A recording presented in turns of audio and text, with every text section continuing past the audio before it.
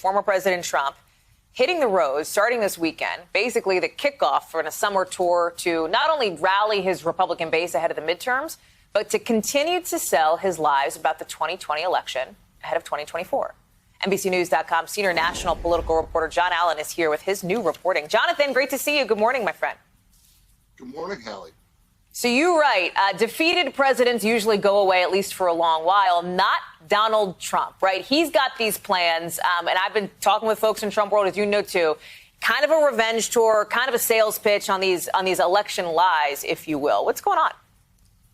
Well, looking back to Grover Cleveland, the only president who ever lost a re-election bid, came back and won again, going that far back in history, skipping over the Jimmy Carter and George H.W. defeats in one term. I think President Trump, A, loves to go out and rally. B, he wants to be in the strongest position he can be to maintain his hold on the Republican Party, to try to help Republicans, and particularly pro-Trump Republicans, win midterms. And this is going to be a real tension point because there are Republicans who think that it's a bad idea to go down the path of electing, say, a Jody Hice in Georgia as Secretary of State instead of Brad Raffensperger, on the basis that he might go with Trump in an election dispute. So there are a lot of reasons for Trump to be doing this, and obviously has a lot on his hands at the moment, some legal jeopardy as well.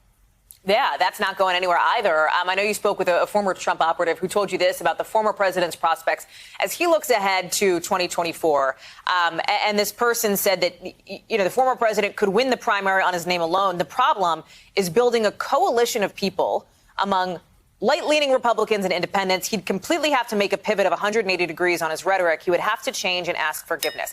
I don't know who your sources are, John, but come on.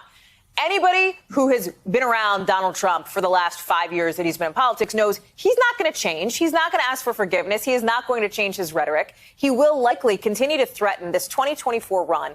What is that going to do to the rest of the field, right? Names like Nikki Haley, Mike Pompeo, Tom Cotton, who are widely believed to be planning a run in 2024, not to mention his own former VP, Mike Pence. I'm trying to think of the polite way to say this on national television. Please. It screws them. I mean, there is a degree to which Donald Trump continuing to have this hold on the Republican Party, and even though his approval ratings broadly are very low right now, meaning across the electorate, within the Republican Party, there's still tremendous interest in him. There's still an allegiance to him among the voters. And so what that means for these other candidates is they can go out and raise money and they can start to build their profile. But they are basically stuck in place. I mean, for almost all of them, they're trying, as this operative said to me, and I didn't use the term in the story, but this operative who is basically saying Trump shouldn't run, basically it was saying, like, all these candidates are Trump-like. Whether you're talking about Mike Pompeo or Nikki Haley or former Vice President Mike Pence, all of them would be trying to run for his base and Ron DeSantis in Florida. And they're not able to do that if those voters think that Donald Trump is going to run for president again, and certainly not able to do it if he does run for president again.